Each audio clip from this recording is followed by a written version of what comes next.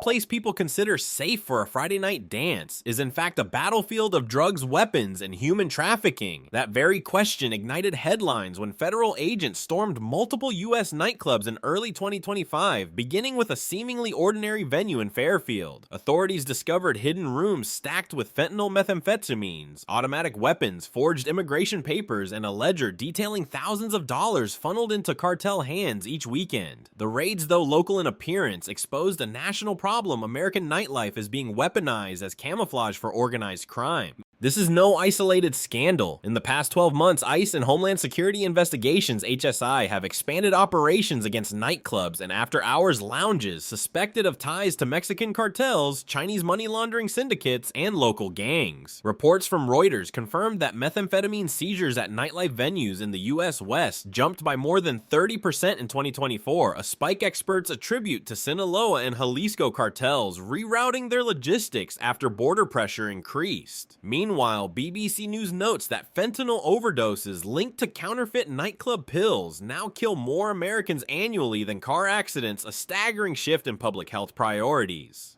The Fairfield raid was meticulously staged. Undercover officers had spent weeks inside the venue, observing shifts of undocumented workers cleaning handling cash and quietly disappearing through a steel door in the kitchen that led to a hidden storage room. Their evidence revealed shipments coordinated with traffickers across the southern border. Cartel accountants reportedly laundered profits through crypto wallets, mirroring tactics seen in Eastern Europe, where Russian-linked criminal groups exploit nightlife chains to disguise weapons financing. The U.S. raid not only seized contraband, but also sent a signal intelligence-driven operations now aimed to cut the arteries of cartel income, not just seize surface-level product. The parallel with global conflicts is striking. Just as Ukraine targets Russian supply depots to starve the front line of fuel and ammunition, ICE operations treat these American nightclubs as logistical hubs whose disruption weakens entire networks. A former NATO counterterrorism analyst speaking to Defense News described the strategy bluntly. You don't just fight what's on the battlefield, you hit where the money, the recruitment, and the logistics are hiding. In 2025, that means suburban strip malls and crowded dance floors. The strategic implications extend far beyond nightlife, with President Donald Trump emphasizing internal fortresses as part of his broader defense doctrine. Domestic cartel disruption ties directly into Western resilience. If narcotics and trafficking profits can no longer sustain hostile networks, whether cartel terrorists or state-aligned, the U.S. strengthens its hand not only at home, but also in its alliances abroad. DW analysis underlines how cartel corridors overlapping with fentanyl pipelines into Europe now intersect with Russian smuggling channels. By shutting down these nodes domestically, Washington indirectly reinforces NATO's capacity to contain Moscow's economic influence in gray market trade. Yet the shocking element remains behind flashing lights and loud music. Federal agents found conditions echoing global conflict zones, organized recruitment, hidden logistics, and communities manipulated through addiction and fear. The Fairfield case thus stands as both warning and template. But what comes next raises a sharper question. If this is happening in California, how many other states are unknowingly dancing on cartel-controlled ground? From California to Colorado Springs, Charleston to Los Angeles, federal investigators revealed that the Fairfield raid was not a one-off anomaly, but part of a coast-to-coast pattern. Each case followed the same blueprint: a nightclub with pulsing music, a packed bar, and bouncers at the door, masking hidden compartments, counterfeit IDs, and shipments of narcotics tucked into storage rooms. Authorities repeatedly encountered identical playbooks, underpaid staff with falsified immigration records, secret financial ledgers, and gang enforcers stationed nearby to maintain cartel discipline. In Colorado Springs, ICE agents stormed a nightclub where military-grade rifles were hidden beneath dance floors. According to Al Jazeera, reporting the seizure included M4 carbines and Glock handguns modified for automatic fire firearms commonly used in cartel firefights across the Mexican border. Charleston brought another layer to the puzzle, an after-hours bar doubling as a trafficking node for women smuggled from Central America. DW analysis linked these operations to cross-border dual-purpose smuggling, in which cartels move both people and fentanyl through the same transport networks. The similarities are not coincidental. Jane's Defense Weekly notes that transnational networks have adopted franchise-style models replicating operations city by city. In the same way Russia's Wagner Group exported its mercenary blueprint to Africa, cartels export their nightclub business model into US cities. Each location acts as a logistical satellite capable of channeling drugs, money, and human labor into larger continental flows. By disguising them as entertainment hubs, the networks gain both cover and community footholds. The raids also revealed a concerning trend in financial architecture. Investigators discovered that club owners often maintained parallel bookkeeping systems, one for declared alcohol sales, another hidden ledger recording narcotics transactions. Reuters documented that in Los Angeles, one cartel-linked nightclub generated nearly $300,000 per weekend from synthetic opioids alone, a figure equal to or surpassing its legitimate revenue. With such profit margins, dismantling these hubs becomes strategically vital. If cartels are earning battlefield-scale funding from nightlife venues, then these raids represent not just crime control, but also counterinsurgency economics. The coast-to-coast crackdown underscores how organized crime adapts to global trends.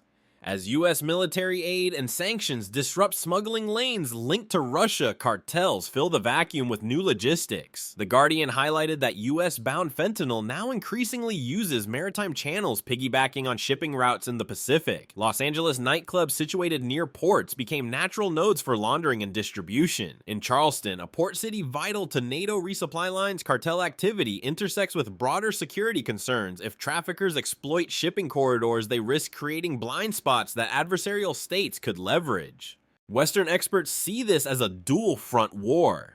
Professor Michael Clark, a security analyst at King's College London, observed, when domestic criminal economies intersect with global conflict trade routes, the battlefield is no longer out there, it's in your own neighborhoods. His warning echoes across NATO states that face similar infiltration through organized nightlife, especially in Europe's larger cities. As agents dismantle these nodes, one question grows sharper. Are these raids enough to break the national pattern, or are they merely scratching the surface of a much deeper infrastructure stretching across North America? Evidence gathered from the raid stitched together a sobering picture. What looked like isolated nightclub scandals was in truth a transnational web of criminal engineering. Inside hidden rooms, agents uncovered not only methamphetamine and fentanyl, but also counterfeit work permits, stacks of fake social security cards, and sophisticated ledgers cross-referenced with foreign banking accounts. Reuters traced several financial streams back to Chinese-linked syndicates known for laundering cartel money through real estate and crypto wallets. These findings underscored a growing convergence: Mexican cartels supplying narcotics, Chinese networks washing profits, and local gangs providing protection on American soil. This fusion mirrors international gray zone warfare. Just as Iran blends proxy militias, weapons trafficking, and cyber financing to bypass sanctions, cartels merge different illegal economies to maximize resilience. Jane's Defense Weekly documented how fentanyl precursors shipped from China now form the backbone of US synthetic drug production. Once in cartel hands, the product moves north where nightclubs and massage parlors distribute it. The profits then re-enter Chinese-run laundromats, some of which are linked to state-owned enterprises accused of looking the other way. The Guardian reported that US investigators tied at least $1.2 billion in laundered cartel cash to Chinese shell companies over the past 3 years, a staggering figure that rivals mid-sized state budgets. The cartel's operational methods resemble hybrid insurgencies. Documents seized in Charleston revealed encrypted communications instructing managers on how to rotate undocumented staff, avoid licensing audits, and bribe local inspectors. In Los Angeles, investigators intercepted a shipment of counterfeit liquor bottles filled with methamphetamine solution, a tactic previously observed in Balkan smuggling rings aligned with Russian syndicates. These overlapping methods highlight an uncomfortable truth: America's domestic criminal problem is structurally linked to adversaries abroad.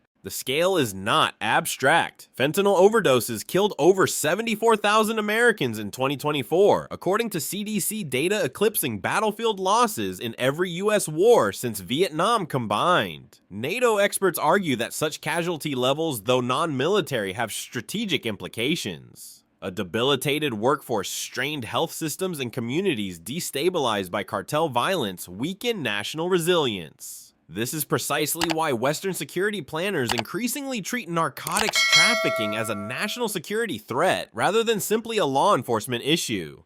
Comparisons to global battlefronts reinforce the picture. In Ukraine, drone strikes on Russian ammunition depots are designed to choke supply lines. In the US, ICE raids on nightclubs aim to choke cartel finances. Both operations strike at logistics, not just the front line.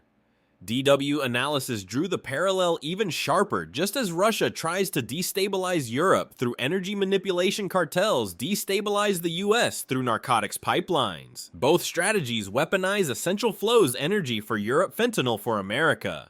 Experts warn that ignoring the transnational dimension risks underestimating the threat. Former DEA Administrator Ann Milgram told BBC News cartels today are not gangs. They are multinational corporations with diversified portfolios, drugs, people, guns, crypto. Treating them as street thugs misses the scale of the fight. Her assessment suggests that dismantling one nightclub node may be only a tactical victory unless broader pressure disrupts the international supply and laundering web. This realization leaves a pressing question: if cartels and foreign partners can weave such intricate networks under the cover of nightlife, what level of coordination and strategy will be required to truly break the chain? Behind the dramatic headlines of flashing sirens and handcuffed suspects lies a playbook of law enforcement that is increasingly modeled after military doctrine. The raids on Fairfield, Colorado Springs, Charleston, and Los Angeles were not random strikes, but part of carefully synchronized operations. ICE, HSI, DEA, and local police coordinated with warrant-backed precision, moving in after months of intelligence gathering. Much like NATO targeting cells that integrate satellite reconnaissance with cyber interception, US agencies now use data fusion centers to track cartel logistics before sending tactical teams into the field. According to Reuters, undercover officers often infiltrated clubs weeks in advance, gathering insider knowledge about cash flows, staff rotations, and backroom layouts. The method echoes counterinsurgency tactics once used in Afghanistan, where intelligence officers mapped tribal structures before raids. In one case in Los Angeles, investigators reportedly installed covert cameras inside air ducts, enabling real-time monitoring of narcotic storage. By the time agents entered with warrants, they had near-total situational awareness, minimizing risk and maximizing seizure yields. The seizures themselves revealed how diverse the contraband pipeline had become. Alongside narcotics, authorities confiscated assault rifles, tactical vests, ballistic helmets, and encrypted communications gear. Jane's Defense Weekly highlighted that some of the captured rifles bore serial numbers erased in patterns typical of Eastern European arms traffickers. This suggests a bleed over from global arms markets into US domestic crime, a convergence of battlefields. The DEA confirmed that cartel operatives often barter narcotics for weapons, some of which originate in conflict zones like Syria or Libya. Thus, when ICE raids an American nightclub, the contraband may well include rifles that once fired in Middle Eastern wars. Financial forensics played an equally critical role. DW reported that Homeland Security Investigations has expanded its cyber units to follow cryptocurrency wallets linked to cartel laundering. In one Charleston raid, agents seized hardware wallets containing tokens valued at over $40 million funds believed to have been funneled through Chinese laundering rings. Such financial seizures mirror NATO's sanctions strategy against Russia, cut off access to usable capital, and the network's operational capacity collapses. The scale of operations also underscores the new philosophy of law enforcement under President Trump's 2025 administration. Officials describe a domestic fortress approach emphasizing interagency collaboration, faster intelligence sharing, and prosecutorial tools like the racketeer-influenced and corrupt organizations, RICO Act, to pursue entire criminal ecosystems. Prosecutors have begun layering charges: immigration violations, narcotics, trafficking, weapons possession, money laundering into sweeping cases designed to dismantle organizations top to bottom. The strategy is not without risk. Experts caution that cartels may adapt by shifting deeper underground, moving from large-scale nightclubs to smaller, harder-to-detect nodes. BBC News quoted a former FBI countercrime strategist who warned every successful raid pressures cartels to evolve. The question is not if they will, but how fast, and whether law enforcement can stay ahead of the curve. This raises an urgent dilemma while America celebrates the success of these nightclub raids. How can law enforcement prepare for the inevitable counter moves by networks whose resources and global reach rival small states? When the flashing lights dimmed and the raids ended, the real impact on communities began to unfold. In Fairfield, displaced workers, many undocumented, were taken into protective custody, with some identified as trafficking victims forced into labor under cartel threats. In Charleston, women rescued from the nightclub's hidden quarters were transferred to victim support shelters, their testimonies revealing harrowing journeys through Central American smuggling routes. Al Jazeera reported that several survivors described being promised jobs in restaurants only to end up serving drinks in cartel-controlled venues while trapped in cycles of debt bondage.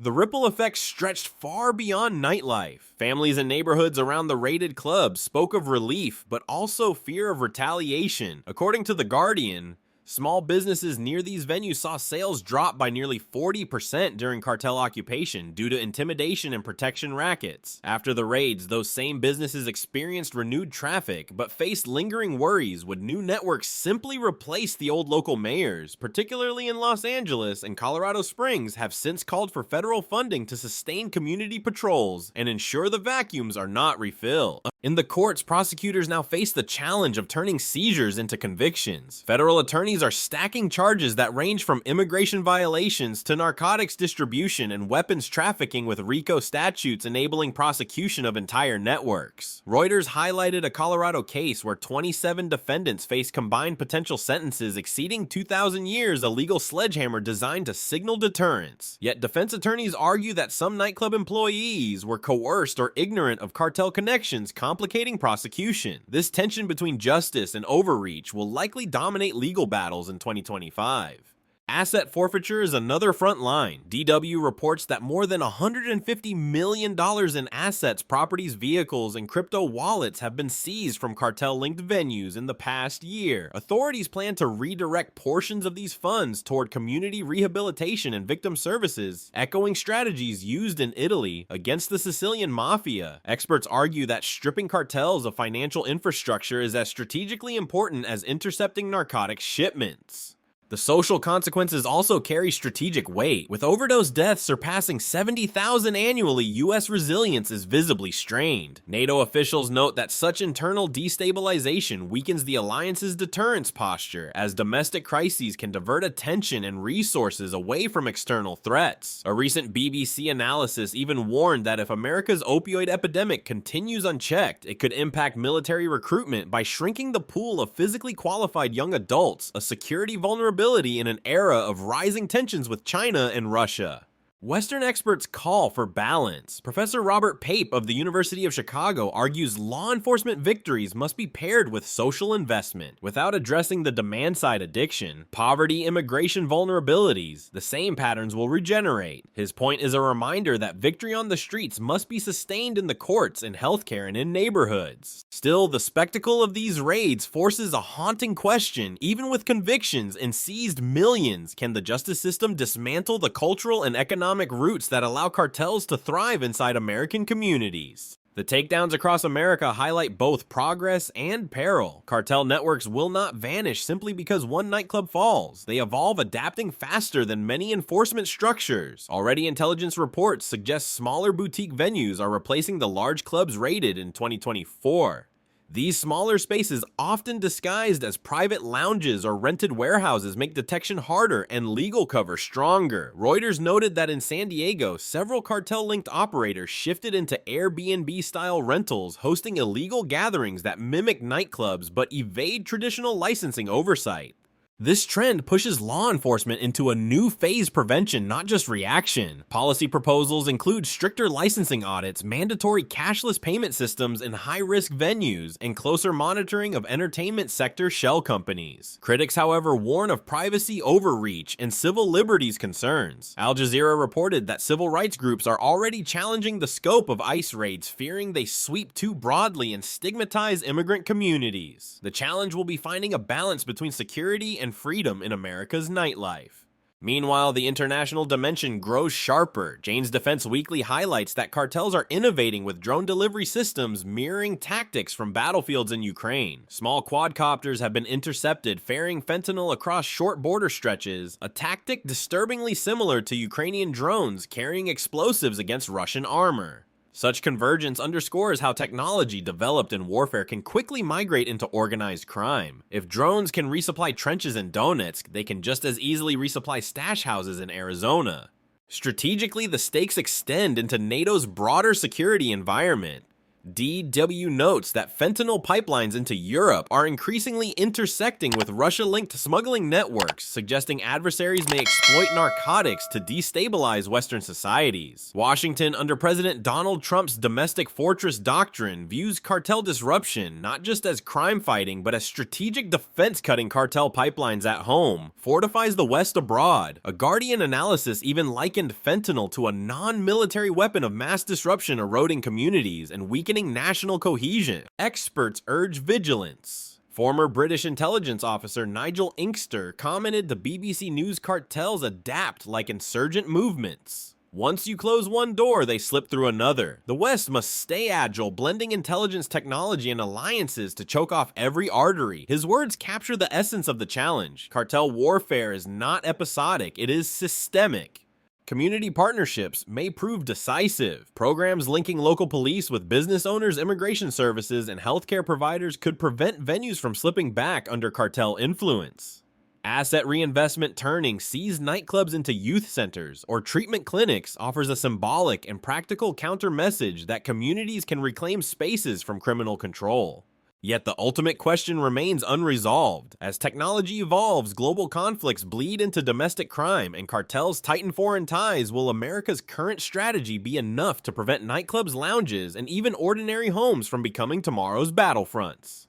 The wave of ICE raids against U.S. nightclubs in 2024-2025 revealed far more than local corruption. It uncovered a transnational web of narcotics, weapons, money laundering, and human trafficking tied to Mexican cartels, Chinese syndicates, and even patterns echoing Russian and Middle Eastern smuggling methods. From Fairfield to Los Angeles, Charleston to Colorado Springs, the pattern was unmistakable nightlife as camouflage for logistics hubs, generating battlefield-scale profits. Enforcement has adapted, combining undercover infiltration, cyber forensics, financial seizures, and interagency task forces that mirror military doctrine. Yet success brings risks. Cartels evolve, adopting drones, crypto, and smaller hidden venues to outmaneuver authorities. The strategic consequences are profound narcotics deaths, weakening American resilience, global smuggling networks overlapping with NATO's security concerns, and U.S. resources diverted into domestic fortification. Experts stress that disruption must go hand in hand with prevention, licensing reform, social programs, and international cooperation.